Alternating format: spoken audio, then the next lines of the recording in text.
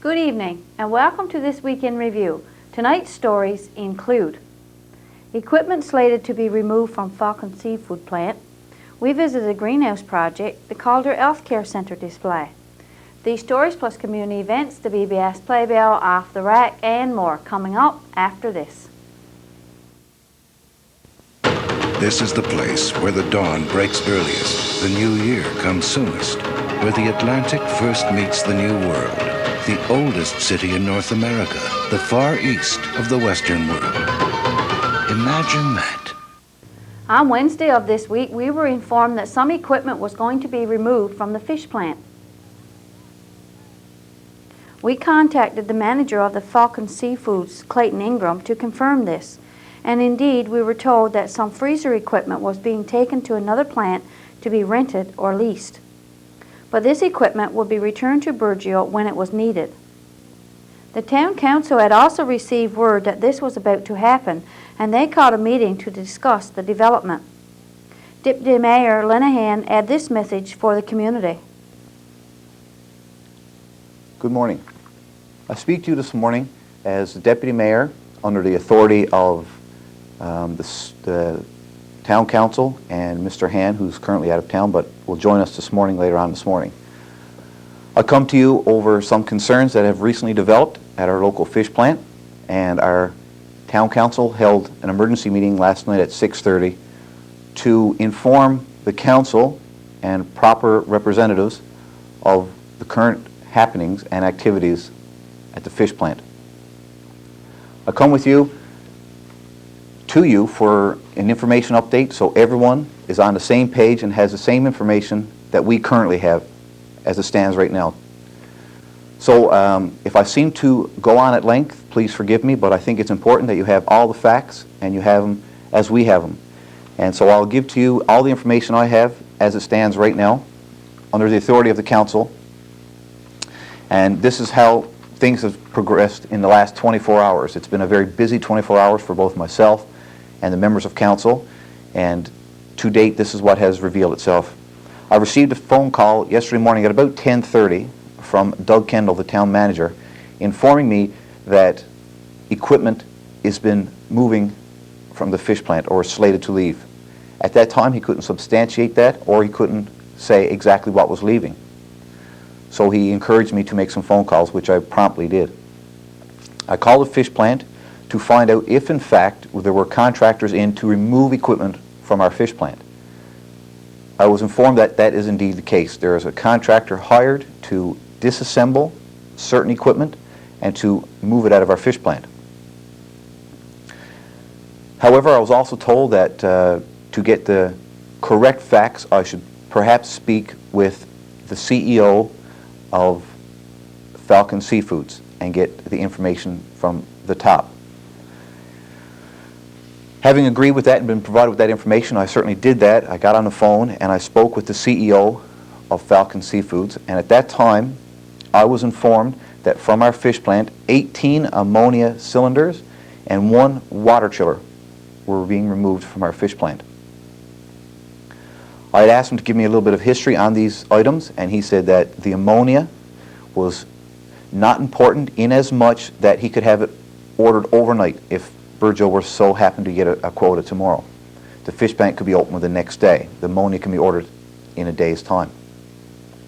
I was also told that, quote, no essential equipment was leaving the plant, and further to that, the current items that were leaving were, quote, excess equipment.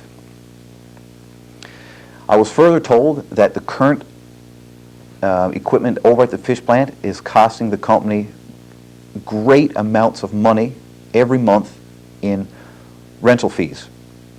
These items that they have are on rent or on lease to Falcon Seafoods, and it's costing great amounts of money, and they want to get these back to their owners and save the money, but they could get them back on a moment's notice and put them back in the plant if we needed them. All this coming from the CEO of Falcon Seafoods. Finally, I informed him that this, in my opinion, as Deputy Mayor of Burgeo, it was very poor public perception. I was not notified as to when this was going to happen. I just got a phone call, and I would like to have had a call in advance notifying us, the council or the union or members of the community, that they were coming to Burgeo to remove items from our fish plant, but nobody received that telephone call. I also told him that I had some concerns that this would be just the first step in a series of steps of stripping Burgeo of its fish plant. I was reassured, and quote, no intention of stripping Burgeo of its plant was communicated to me. They were merely shipping out costly equipment. With that, I went to the town council office and again met with Mr. Doug Kendall and Mr. Stan Strickland representing the union about the situation. They asked me at what I had heard. I relayed the information I just relayed to you to them. They said that through Alistair Han, who's currently out of town, and Mr. Parsons' office, they have received the exact same information, inasmuch that Mr. Parsons is under the assumption that 18 ammonia cylinders and 1 water chiller are leaving our plant. However, after Doug and Stan have visited the fish plant, they are now under the understanding that in addition to what I've just listed, 2 compressors for cold storage are being removed, 2 pump blast freezers are also being removed, the chiller which I have mentioned, and 1 condenser and evaporator.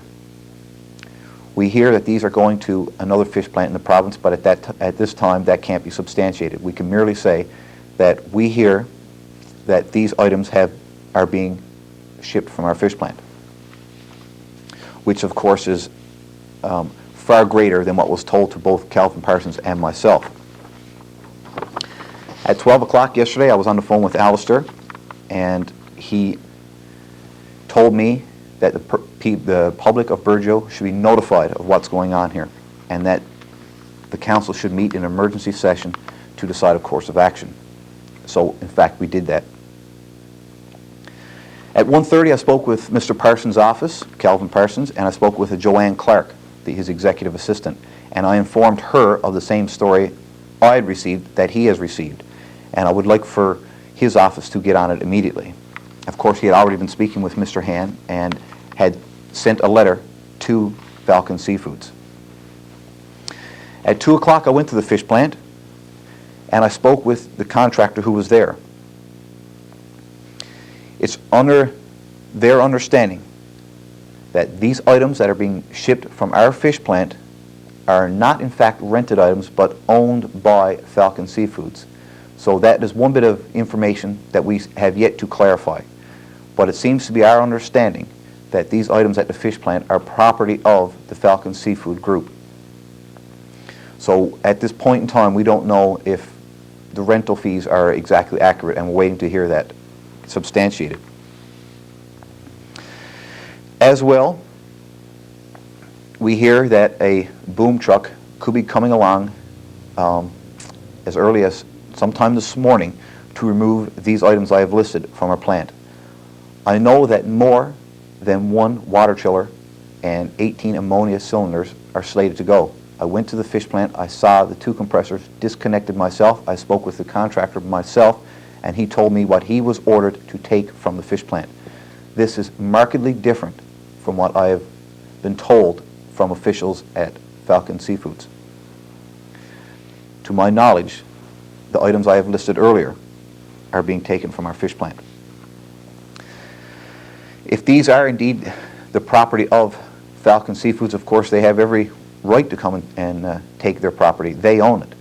But at this time, Mr. Parsons' office and the council are seeking clarification as to whose ownership these belong to. At 2:30 yesterday, I tried to contact Alistair again, but he was unavailable.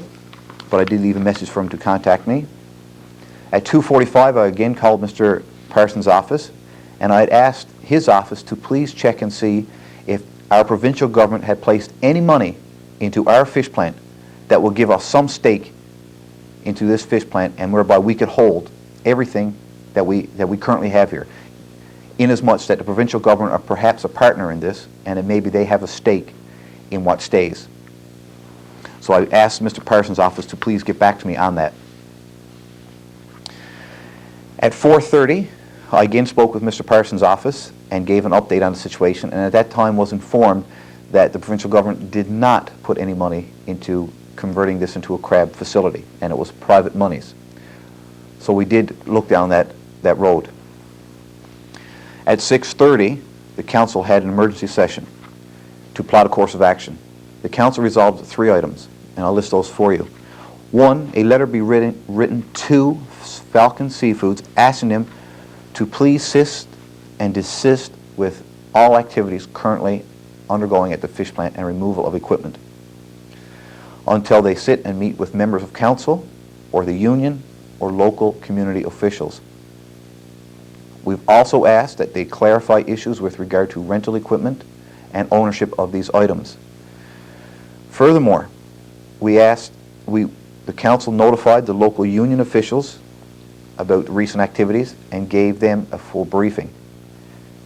And finally, the third resolve that we came at the council meeting last night is that on behalf of the council, I would speak to the residents of Burgeo and tell them exactly what we have at this point in time, which is, of course, what I'm doing right now.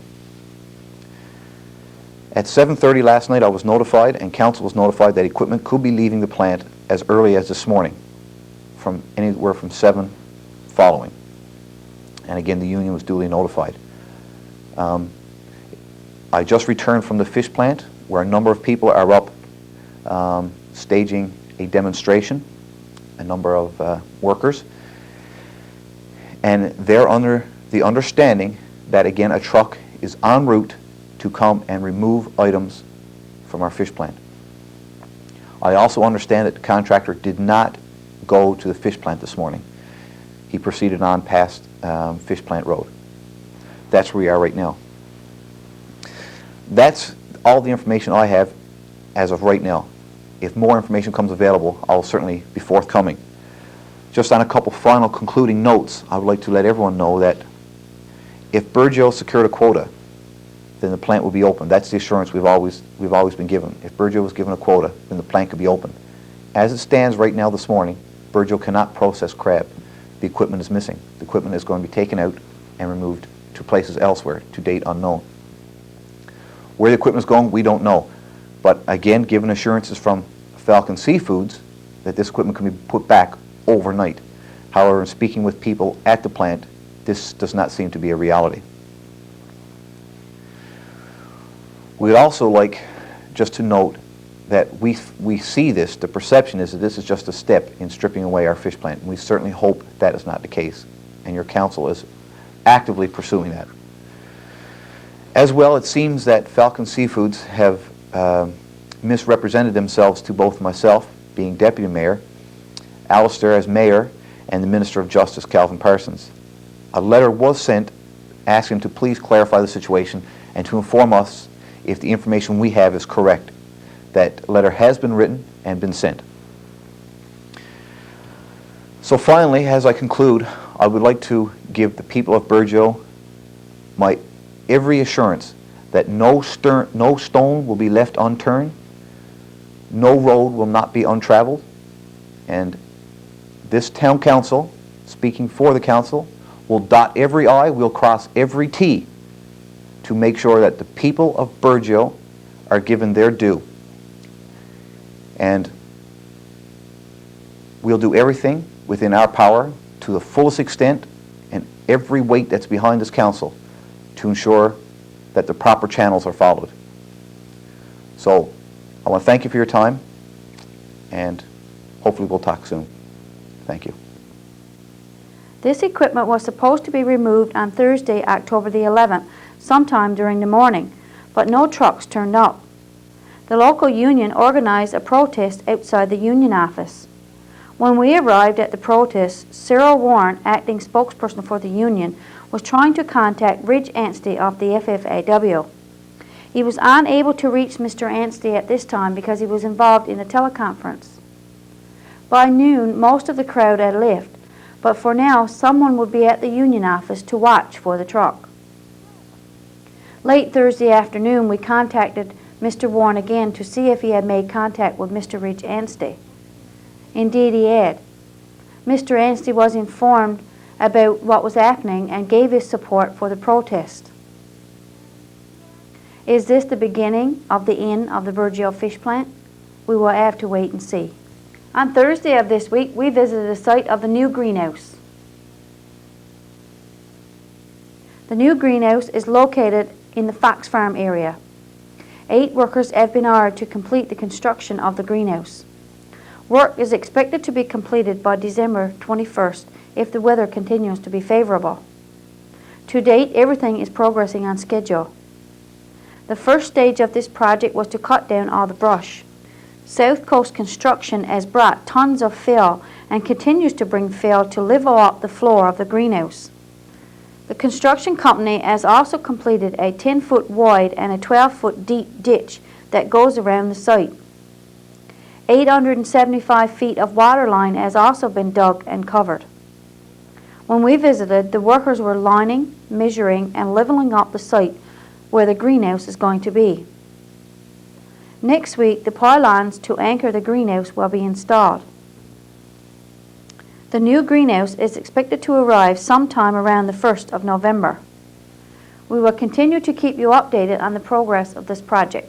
Stay tuned for more of This Week in Review coming up after this.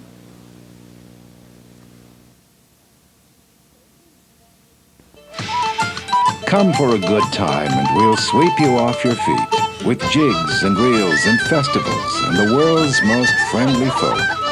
Dance your cares away at the Kelligrew Soiree.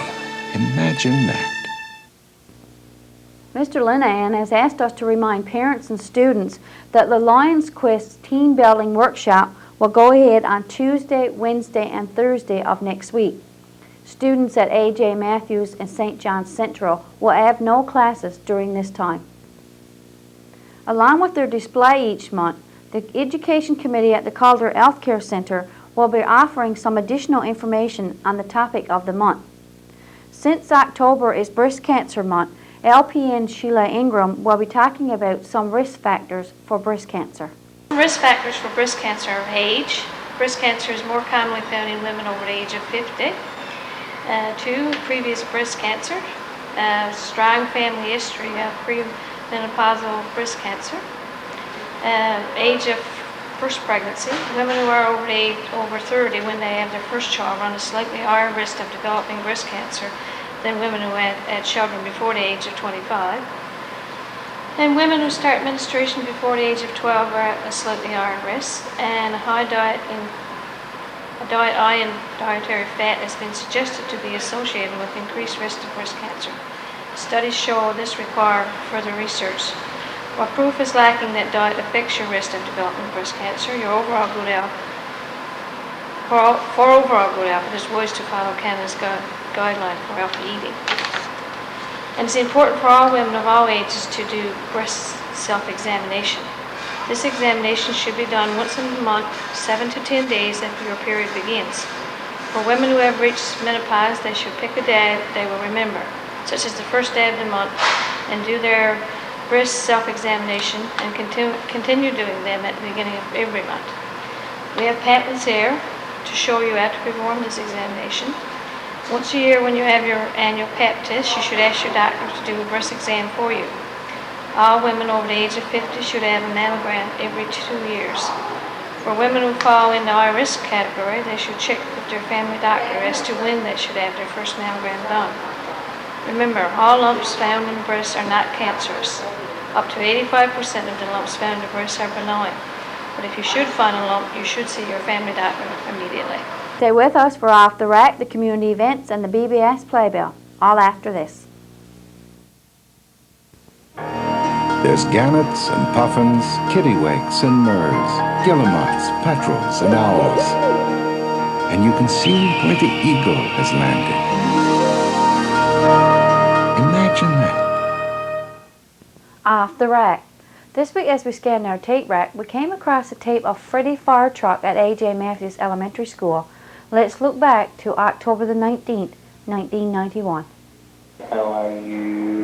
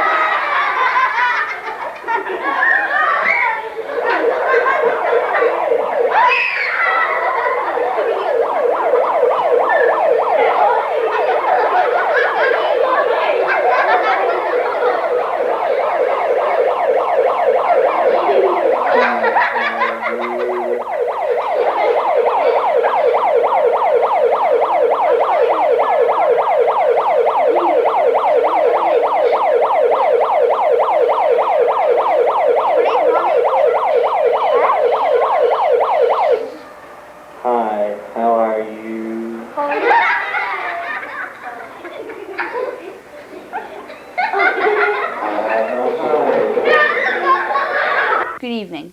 Welcome to the community events segment of this week's broadcast. I'm Rebecca Young. The winner of the Lioness TV Bingo was Beatrice Han. Congratulations, Beatrice. The Burgeo Lions will host the next TV Bingo on Wednesday, October 24th. The Communities in Schools is interested in putting together a list of skilled persons who are willing to visit the school and share their talents with our young people. Don't feel that your skill is insignificant. We are interested in any talent, whether hobby or job-related carpenters, artists, craftspersons, musicians, fishermen, gardeners, or any tradesperson with skill that could be demonstrated at the school. This list would be used to help our students build a better sense of their community. For more information, please call Dean Sims Anderson at 886-2834. If your group or organization has an upcoming event planned, we would be happy to advertise it for you. Just call the BBS office by Wednesday of each week to have items included in this portion of our broadcast.